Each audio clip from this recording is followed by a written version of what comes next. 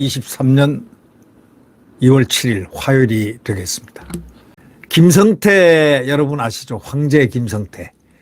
황제에서 김성태가 아니고 쌍방울을 쌍방울 김성태를 황제라고 이렇게 하죠.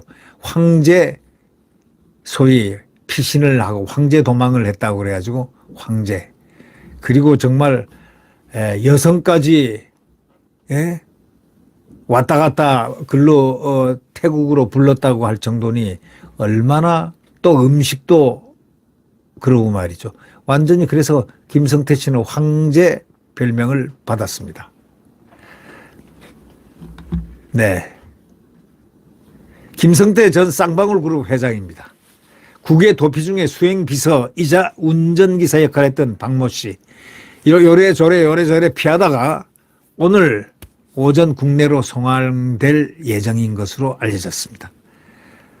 이 박 씨는 과거에 김 전 회장이 쌍방울을 인수할 때 활용한 소위 레드 티그리스 법인의 대표로서 당시 김 전 회장의 지분 40%를 위탁받은 신복이라는 겁니다. 40%를 위탁받은 신복.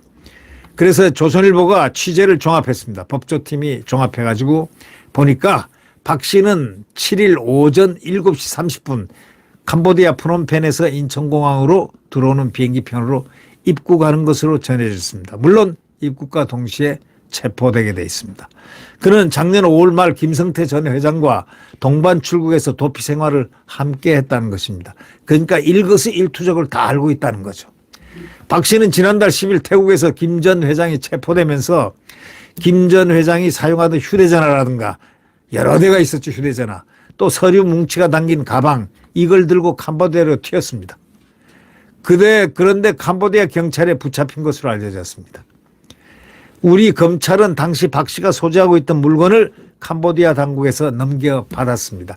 이미 그걸 다 해독했지 않습니까?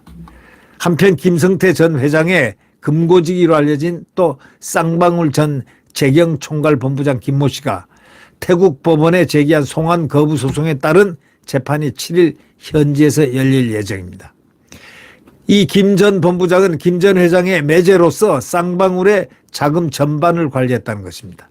자, 이 때문에 그가 국내로 송환되면 쌍방울이 이재명 더불어민주당 대표의 과거 선거법 위반 재판 변호사비 있지 않습니까? 변호사비 대납 의혹. 그것을 대신해 줬다는 의혹 등에 대한 수사에도 아주 속도가 불이 붙을 전망이 나오고 있습니다. 김 전 본부장은 작년 5월 달에 캄보디아로 출국하고요. 그 다음에 작년 12월 초 태국에서 검거되자 송환 거부를 하는 그런 법적인 소송을 냈습니다.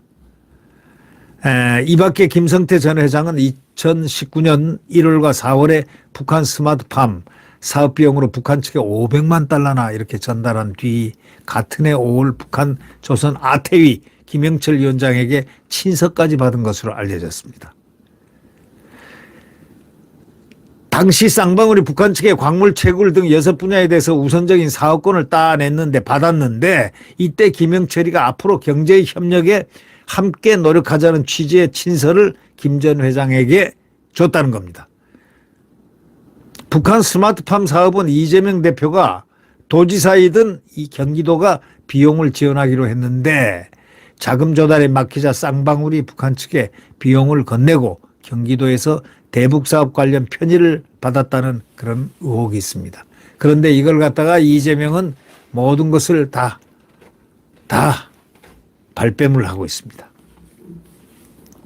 전혀 관계가 없다 이렇게 말하고 있습니다. 또 김성태 전 회장에게 이재명 당시 경기지사와 통화하게 해줬다는 그 내용, 그것도 아니라고 이재명은 무조건 NO 합니다.